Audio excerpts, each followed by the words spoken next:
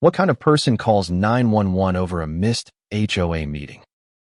The kind who thrives on control, who sees every slight as a personal attack, who wields petty power like a scepter.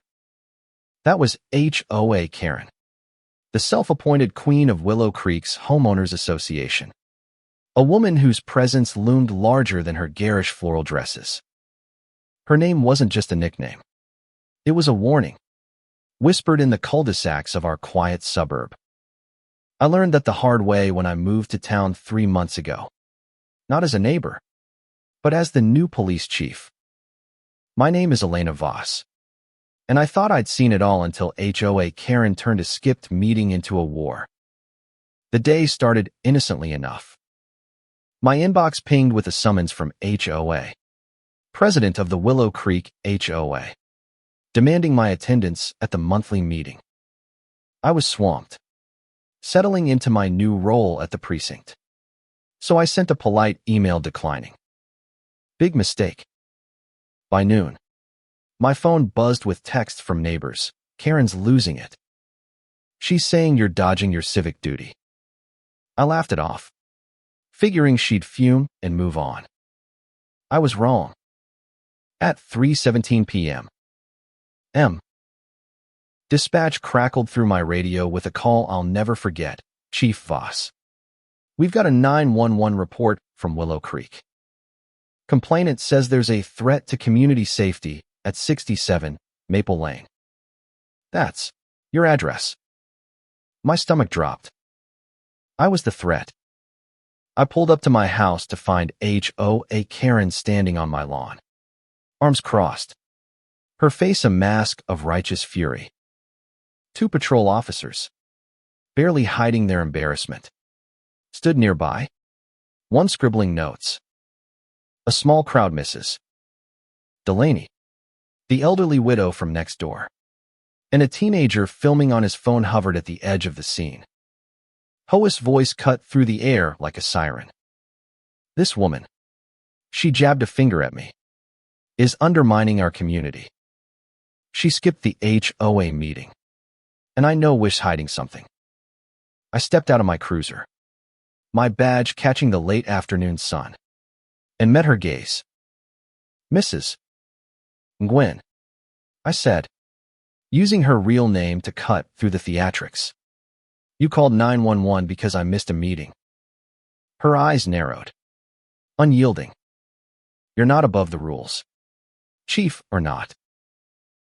The absurdity of it burned. I'd spent years climbing the ranks in a male-dominated field, defusing gang standoffs, negotiating hostage crises. And now I was being dressed down by a woman obsessed with mailbox uniformity. But HOA wasn't just a caricature. She was a force, her influence woven into the fabric of Willow Creek. Neighbors feared her. Her petitions got lawns mowed. Her glares got fences painted. And her word could ostracize anyone who dared defy her. I wasn't just facing a cranky neighbor, I was up against a system she'd built, one that thrived on intimidation. I could have arrested her for misusing emergency services, but that would have escalated things. Instead, I smiled tightly and said, let's talk this out. Mrs. Gwen, no need for sirens. She wasn't having it. HOA doubled down, her voice rising. You think you're untouchable because you're the chief. I've lived here 20 years. I know every rule, every bylaw. She waved a dog-eared HOA handbook like a Bible. The officers exchanged glances, unsure whether to intervene. Mrs. Delaney whispered to the teenager, who zoomed in with his phone, no doubt live streaming to the neighborhood group chat. I felt the weight of their eyes, the judgment of a community I barely knew. HOA's accusations grew wilder. She claimed my unapproved porch light was a safety hazard, that my late-night work hours suggested suspicious activity. It was laughable, but her conviction was chilling. She believed she was protecting Willow Creek from me. Then came the twist that turned my amusement to dread. HOA leaned in, her voice dropping to a venomous hiss. I saw you last week, Chief. Meeting with that shady developer at the edge of town. Don't think I don't know what's going on. My heart skipped. She was talking about my meeting with Carl Benton, a local businessman I'd met to discuss community policing initiatives. It was routine, above board. But HOA's implication was clear. She thought I was corrupt, in cahoots with developers to upend her precious neighborhood. How had she even known about that meeting? Had she been watching me? The realization hit like a cold wave. She wasn't just a busybody. She was calculating, maybe even dangerous. I kept my composure, but the accusation stung. I'd moved to Willow Creek for a fresh start, to lead with integrity in a town that needed it. Corruption had plagued the last chief's tenure, and I'd vowed to rebuild trust. Now, HOA was painting me as the villain, and the neighbors were eating it up. The teenager's phone was still rolling. Mrs. Delaney's whispers growing louder. I could have explained the meeting with Benton, but HOA wouldn't listen, and the crowd didn't want facts, they wanted drama. I took a breath and said, Mrs. Gwen, I'm here to serve this community, not fight it. Let's take this inside. She scoffed, planting herself like a monument. I'm not going anywhere until you answer for this. The standoff was electric, the air thick with tension. The officers shifted uncomfortably, waiting for my lead. I knew arresting her would make me the bad guy, but letting her tirade continue would undermine my authority. I was the chief, but I was also the newcomer, and HOA knew it. She'd weaponized her status, her knowledge of the neighborhood's pulse, to put me on trial. I glanced at the crowd, at the teenager's phone, and realized this wasn't just about might, was about power. HOA thrived on it, and I was her latest target. But I wasn't here to play her game. I'd faced worse than a suburban tyrant. I just didn't know how much worse this would get. The next morning, I dug into HOA's history. She wasn't just a loudmouth. She was a strategist. Records showed she'd filed dozens of complaints over the years against neighbors for minor infractions, against the city for zoning changes, even against the previous chief for inadequate response times. Her 911 call about me wasn't an outlier. It was her playbook. But the developer accusation gnawed at me. I hadn't told anyone about my meeting with Carl Benton. Yet HOA knew details, the time, the place. Someone was feeding her information, and I needed to know who. I called my deputy, Martinez, and asked him to quietly pull phone records for HOA's number. If she was tailing me, I'd find out how. That evening, I attended the rescheduled HOA meeting, not because I wanted to, but because I needed to face her on her turf. The community center was packed, the air buzzing with gossip. HOA sat at the front, her floral dress a beacon of authority. Her eyes locked on me as I walked in. The room hushed. She stood, her voice dripping with faux concern. Chief Voss, so glad you could make it. Perhaps you'd like to explain your extracurricular activities.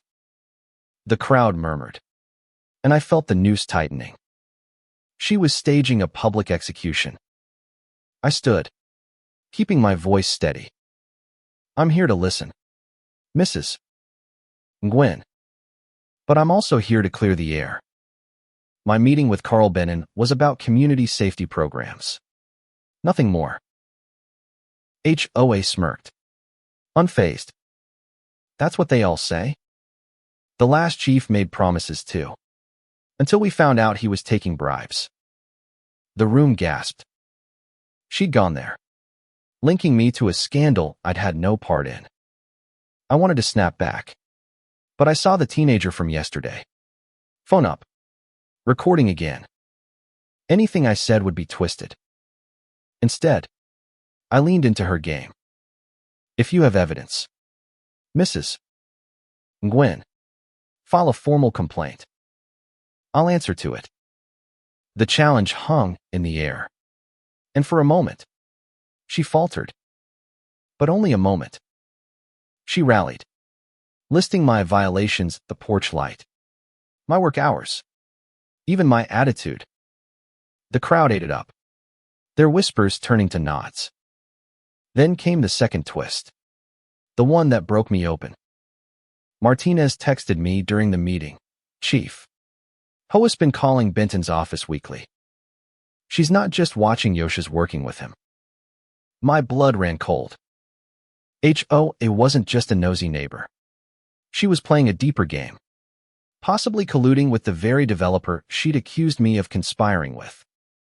Was she setting me up to take a fall? I looked at her, still ranting about bylaws, and saw not just a bully, but a puppet master. I left the meeting early, my mind racing. If HOA was tied to Benton, this wasn't about a missed me tinge, it was about control. Maybe even sabotage. The confrontation came a week later. I'd gathered enough phone logs showing HOA's calls to Benton, emails hinting at her pushing for a development project she'd publicly opposed. She wasn't protecting Willow Creek. She was manipulating it, using her HOA power to steer deals while playing the martyr. I called a town hall, inviting every resident, and laid it all bare.